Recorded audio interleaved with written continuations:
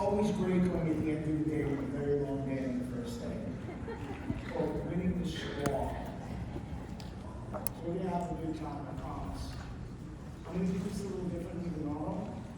I'm going to try and do the presentation, and I'm going to leave some time for questions. Okay? Because I just, if we don't get to all the questions, I'll be in the booth and say, we're moving, but typically, conversation leads to a bunch of questions, so I'm looking forward to answering everything. Right, so as we said, let's get started. Let's talk about extending the clock.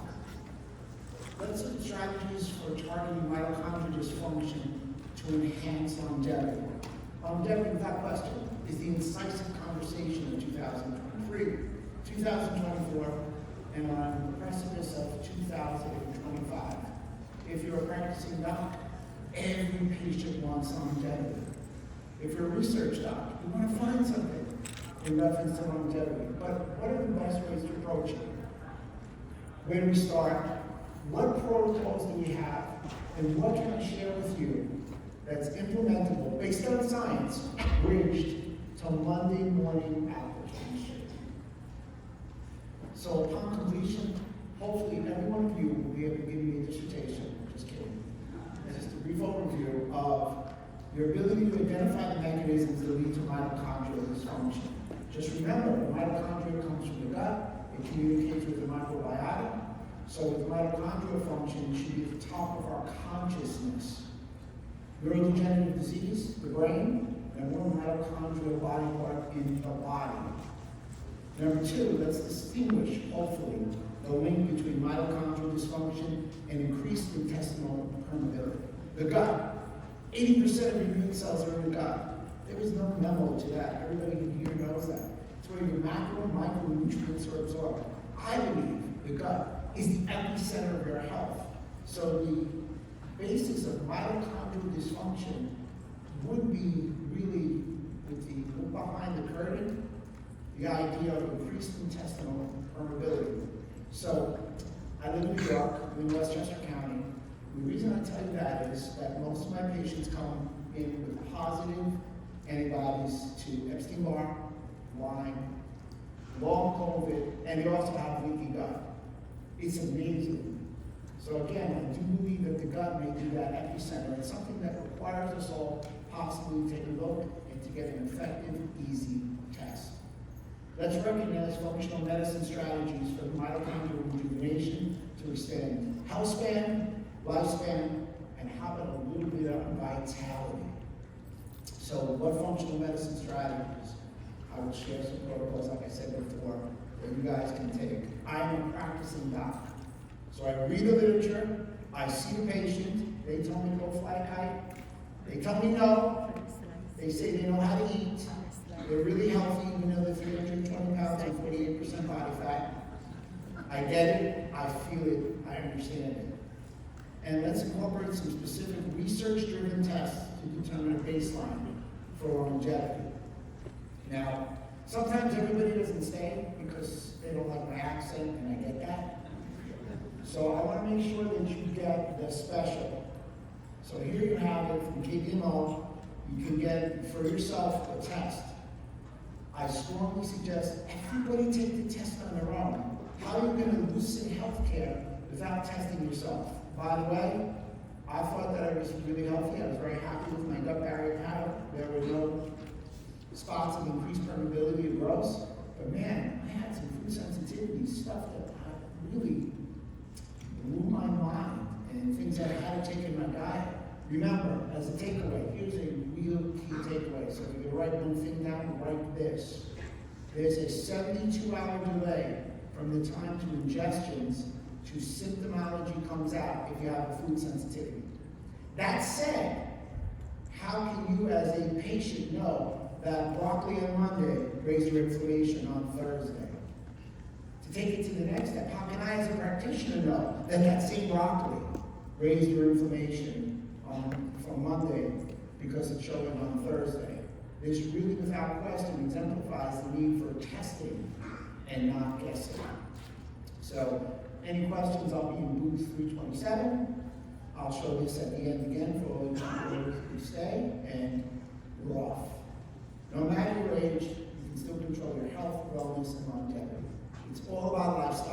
it's all about a decision. There's two types of people. People who make excuses and those who find reasons for success. I'm trying to share, and I try and implore you to go for the reasons for success. Longevity, as I said, the insightful conversation of 2024. Longevity is lifespan versus healthspan. Everybody knows this, we've heard this. Lifespan is how long you live. Healthspan is how long you live without chronic disease. Here's the problem. In America today, when it comes to chronic disease and healthspan, the last 20% of our life is spent with chronic disease, usually occurring at age 65 or 66. I'm 59, I'm not digging that. I don't want that to be my path. I don't want that to be my friend's path, your path, my patient's path. So we have to make implementable changes to avoid that path and the idea of longevity. So it's healthspan, lifespan, and vitality. So let's take a look at some recaps of the last 2 years. Reducing daily calories by 12% improves cell senescence. I saw the last presenter talk about cell senescence. Senescent cells, cells that are supposed to die that don't. They're called zombie cells. The zombie, like Boris Karloff, walking around spewing inflammation. We want to be able to get them away. Best way to get them away, obviously, is intermittent fasting through the process, as you all know, called autophagy. Incidentally, cellular breakdown, autophagy, there's also mitochondrial breakdown called mitophagy. So ketogenic diet with intermittent fasting and limited feeding of 8 to 10 hours will lead to both autophagy and mitophagy. Just cutting your calories down a little bit slows the pace of aging. Interesting, 67% of the calories the average American consumes comes from ultra-processed food. Jack LaLanne, Dr. Jack LaLanne, who's a chiropractor. Yes, I'm a chiropractor. Once said, if man makes it, I won't eat it. Told all my patients that. We start with that. Maintaining levels of taurine for against aging and improved healthspan and lifespan. Taurine's interesting in that nobody talks about it, but it is the secret sauce. 1 to 6 grams of taurine provides bile flow, great for preventing excitotoxicity. Taurine's going to help with tight junctions. And some distinct longevity mechanisms, growth hormone, not really positive. However, mitochondrial function is found to be essential in lifespan extending factor. So if you sit down with patients, once you look at their gut, you also want to look at the ability to have mitochondrial function. And of course, metabolic health, little memo, it's a spoiler alert, I'm going to show you how the gut affects GLP-1 secretion, or GLP-1, all right, whatever you want to call it. Aging physiological changes. As we age, our brain doesn't function as well. There's a compromise to our blood-brain barrier, cardiovascular system. Number one killer in America today, cardiovascular. 51% of Americans didn't know that, and I can tell you most doctors don't talk about it. So for me, I'm a big proponent of taking different exams or different blood markers, serum markers to get those cardiovascular markers correct. In addition, neuroendocrine system, inflammation. If I had to say one thing, inflammation, you want to manage and modulate inflammation. That's my mantra. I'll share it with you. Also, metabolic system decreases, and again, chiropractic background, musculoskeletal system starts to fail. I wish I could do it 59, but I could do it 29, which I wish I could do it 19. It's just how it goes, but it doesn't have to drop precipitously off a cliff. Hallmarks of aging. Everybody talks about this 2013 article. This is a 2023 update, and here we go. Here's some of the new hallmarks of aging. Chronic inflammation. If COVID taught us anything, it taught us that Americans were inflamed or pre-inflamed. Chronic inflammation is a major issue. We've got to shut that fire down. Another new one would be disrupted autophagy, or inability to break down old cells to make new cells. Dysbiosis. Goodness gracious, we're back in the gut. Dysbiosis. The unleavening of good and bad bacteria. If I were to ask you what percentage of good bacteria you would need not to have dysbiosis, who wants to give you that answer? Come on, since not ladies, go for it.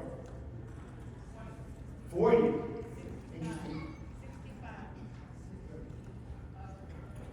Keep going, come on. What's the guy's name that stands there and says sold to the highest bidder? 85.1%. That's how you avoid dysbiosis. So what does that say? Take care of your gut, and you can't have a day off. You know, I always used to tell my wife, I want to have a cheat day. She says that's 50%. Doesn't work. So you got to stay on your diet. And last but not least, it comes back to the same thing over and over again, mitochondrial dysfunction. Dysfunction mitochondria, age-related neurodegeneration. It is conceivable to keep your mitochondria as effective as your young mitochondria. One of the key components is the electron transport chain, glucose, and as my good colleague friend Leanne was saying, melatonin. I'm a big proponent of melatonin. Take an interesting overview of mitochondrial function. If you look at the left side, the functional side, you're producing ATP. Mitochondria's main function is to produce ATP efficiently. Its second function is growth, adaptation, thermogenesis. By the way, calcium is great if your mitochondria functions well. Calcium ingestion is horrific for you if your mitochondria is dysfunctional, ultimately leading to cell death, inflammation, reactive oxygen species, and RNS, reactive nitrogen species as well. Cellular danger response. Does anybody know? Have you heard that expression? Cellular danger response is your mitochondria shutting off. Like I said, its main objective, its main function is to produce ATP efficiently. Its second function is to provide support to the innate immune system. When you're that sick, like you were with COVID, your immune system drained your body full of its energy. And guess what happened? You pressed the one button and shut your mitochondria producing ATP off, and you felt the closest thing to death that you ever felt before. It's one thing to have the flu and have your body drained of its energy. It's another thing when you shut your mitochondria off. So it's a switch off, correct? Cellular danger response. That's in front of you, everyone. But how do you turn it on?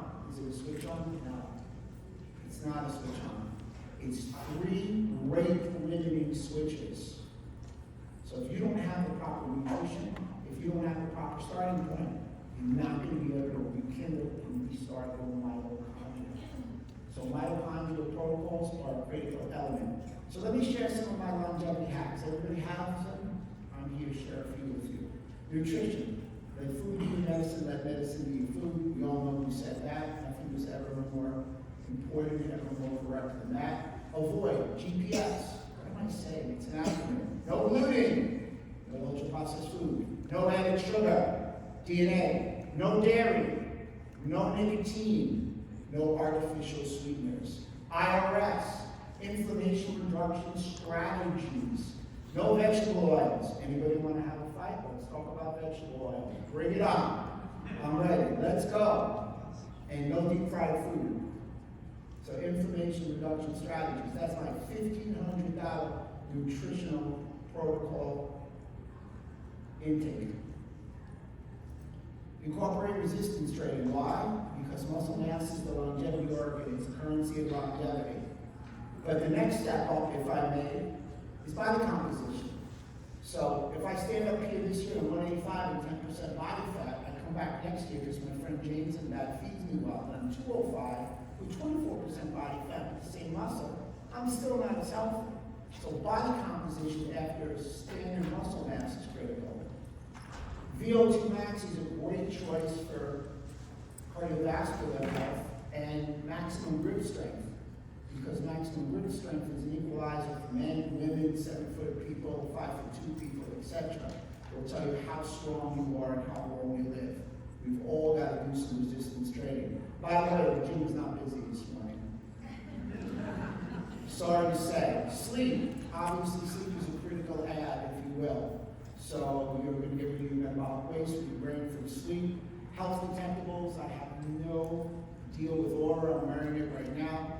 Biomarker, C-reactive protein, tissue inflammatory marker, hemoglobin A1C, LP(a). 1% of the population tests LP(a).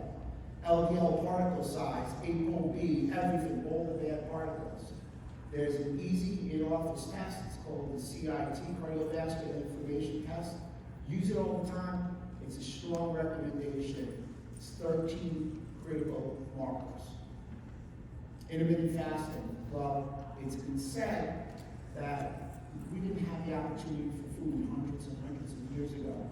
So I'm a big proponent of intermittent fasting. Intermittent fasting is the idea of not eating all day long. So I don't believe in the OMAD diet, the 1 meal a day. Sorry, I don't see it.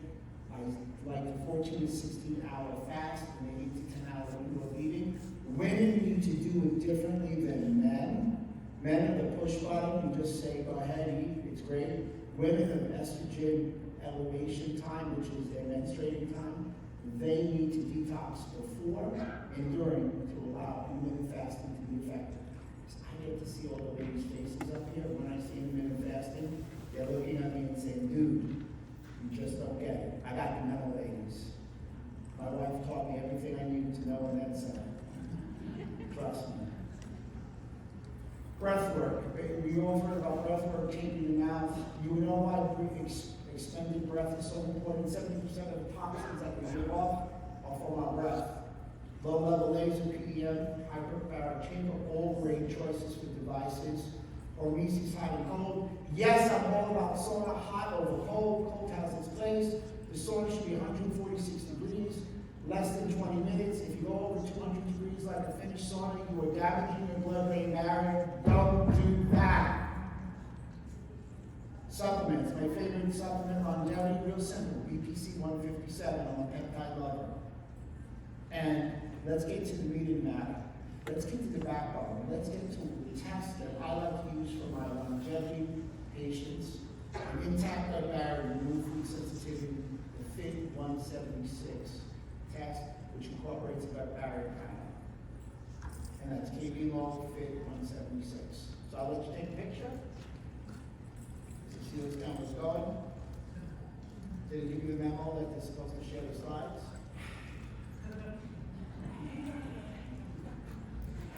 How am I doing? You're okay? TED Talk number 1 down. Welcome to TED Talk number 4.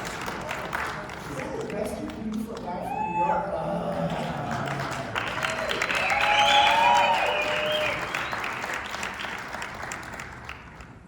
We're warming up. That's good. We're warming up. Let's talk about food sensitivity testing. Let's talk about IgG and C3D. Now, everybody knows food sensitivity should be IgG antibody testing. But it should be IgG 1 through 4. That's a single pathway. That's the starting point. But here's the special recipe for true success and effectiveness and accuracy. Adding something called the C3D molecule. So here's a great memo. Antibodies like IgG can stimulate inflammation. And we do so by stimulating the innate immune system through a specific molecule, the most stable inflammatory molecule in our body, called C3D, which is an old complement pathway. So the takeaway is, antibodies are produced, too many antibodies are coming out, and you produce inflammation. So this dual pathway is patented, and it's extraordinarily unique. So most companies will do one conjugate. This particular one, KBMO, does 2 conjugates to guarantee the accuracy of the information. So take a look. Most do IgG. They do IgG with C3D, a dual pathway. So you're guaranteeing the information. You're testing for an increase in information. Does everybody get that? Yeah. I'm not sure if I'm buying that on the right side of the room.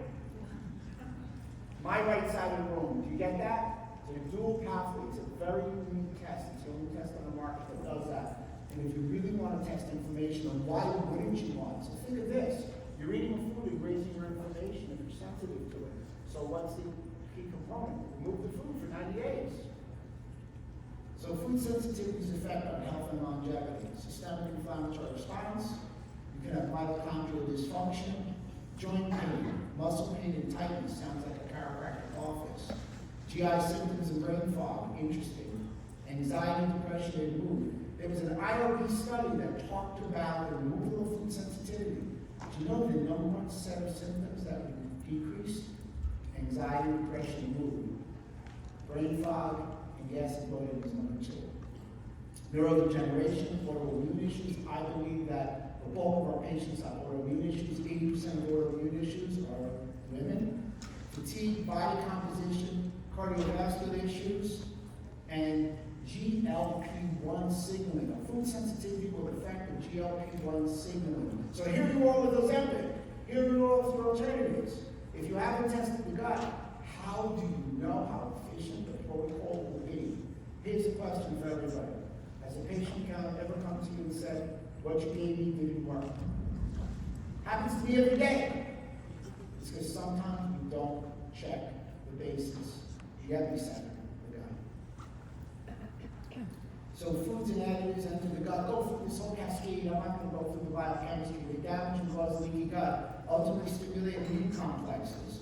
So they stimulate immune complex formation, which is deposited in tissues, that lead to a complement activation, which leads to inflammation. And that inflammation leads to the symptomology of formulation. The complement system, here's the takeaway, the last bullet. Maximum complement activation achieved during pathogen recognition, leading to a pro-inflammatory milieu. So eating a food that stimulates antibodies, that stimulates the innate immune system, is leading to inflammation.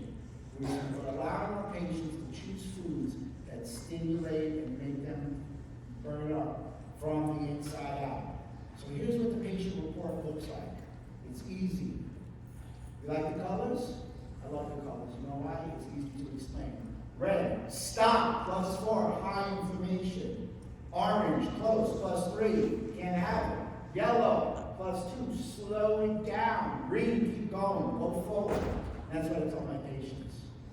And that's how you determine the food sensitivity. This color-coordinated, simplistic picture makes it easy for the doctor to expound to the patient everything that's needed so they understand the color actually backs it all up. So let's test and not guess. Let's go through this.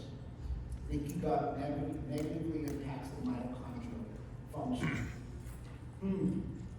Mitochondria comes from bacteria, comes from the gut, it communicates with the gut. Most people, we forget that. You know, typically when I lecture, people say, hey, you know what, Rob? I forgot about that. It triggers oxidative stress, leads to mitochondrial processes, an expression of LPS, lipopolysaccharide, which we'll go into detail. Anybody knows what LPS is, lipopolysaccharide? You probably all do, right? It's an endotoxin, El Diablo. Dysfunctional mitochondria may trigger Crohn's disease by disrupting the gut microbiome. Wow. Leaky gut can negatively impact and affect GLP-1 production. So having leaky gut, how many people here test for leaky gut? How many people here test for leaky gut? Let me see, raise your hands. Be proud. We're together. We're gut patriots. Outstanding. So basically, leaky gut affecting GLP-1 production can lead to impaired glucose control and increased diabetes risk. Mitochondrial dysfunction can lead to GLP-1 as well. So I think you're seeing a cascade that's occurring going on in the body. There's a direct correlation between leaky gut, GLP-1 ability to secrete, and mitochondrial function.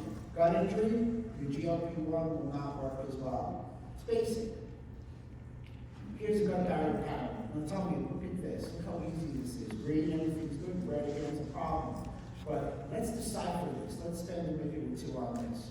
So we have IgA or secretory IgA. Talks about injury after the mucosal lining. It can be lung, it can be mouth, but most predominantly at the gut. It's early onset.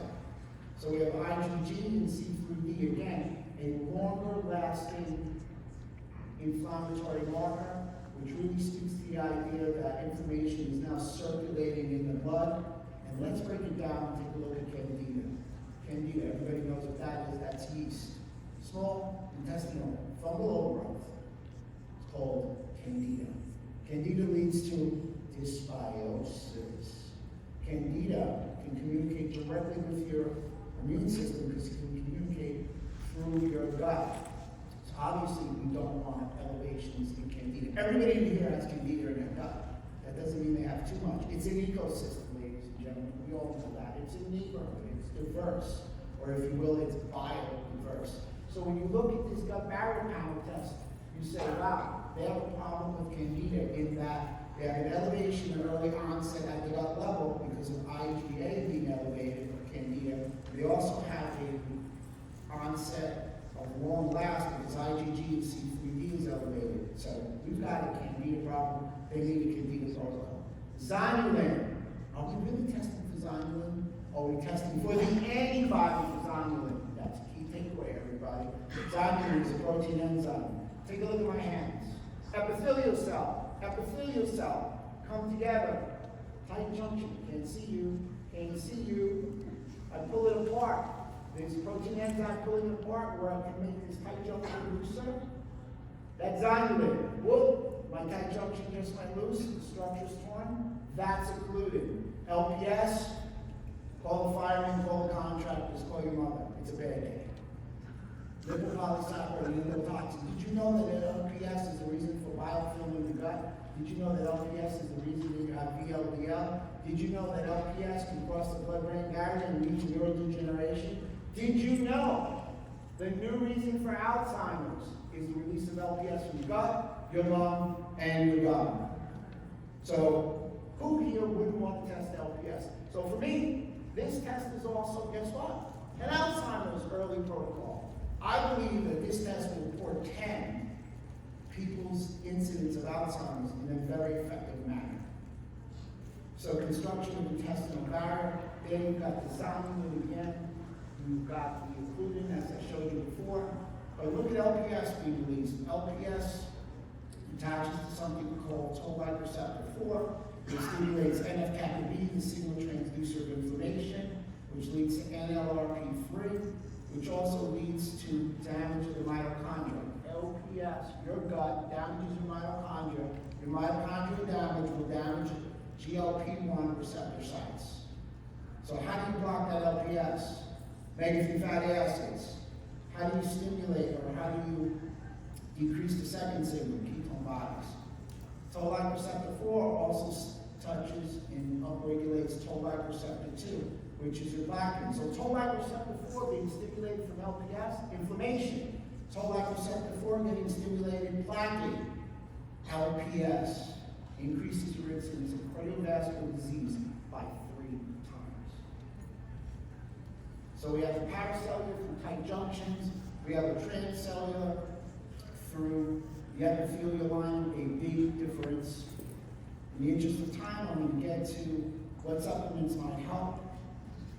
Here's your cellular danger response. This is what you all came for. Here you go. NMN, B vitamins, coenzyme Q10, acetyl-L-carnitine, alpha-lipoic acid, creatine, glutathione, magnesium, zinc, selenium, vitamin C, omega-3 fatty acids, and put melatonin down there. You want to activate the GLP-1 naturally? Here you go. Berberine, ginseng, green tea, pomegranates, probiotics like Akkermansia. Akkermansia is phenomenal because it releases a P9 protein that stimulates GLP-1. It's the on ticket. Make sure you mix it with XOS. Of course, you've got fiber, omega-3s, eat some protein, magnesium, glutamine, caffeine, and something called allulose, which stimulates the afferent vagus nerve. So how does this GLP-1 work? I'm going to steal screen for you time. Take you 2 more minutes. GLP-1 works because it's a signal site at the lighter cells in your gut which speak to your brain. It tells your brain you're full. So there's pre-ingestion satiety. It goes to the dorsal medial portion of your hypothalamus. Did you know that that portion of your hypothalamus is not blocked from the blood-brain barrier? Because it's inherent that the Creator said GLP-1 is supposed to communicate with your brain and not be filtered. By the way, why do we need all these medications? We have something called our gut microbiome in food. So candida, we have an issue with candida. There's my protocol, zonulin included, and LPS. Take those pictures straight. I'm trying to do this in the New York minute. and the crux of the problem.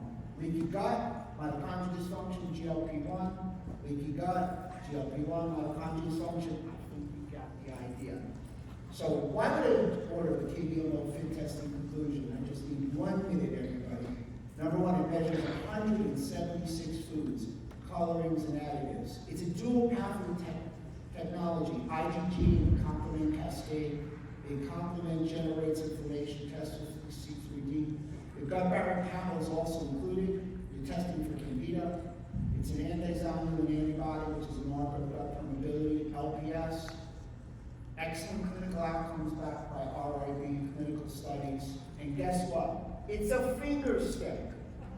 Great for virtual patients. How many people here do virtual patients? How many people here don't want to stick a needle in somebody's vein in their arm? Well, you can, because there is a serum one also. If not, it's a finger stick. It's a blood spot. It's inherently easy. So candida. Anti-zonular antibody, LPS, measuring 176 foods. And before you leave, thank you for giving me a couple of extra cents. There's your discount offer. KBMO, half price just for you. Just remember, everybody, take care of your bodies and your person out there. Have a good evening. I'll see you at booth 3027.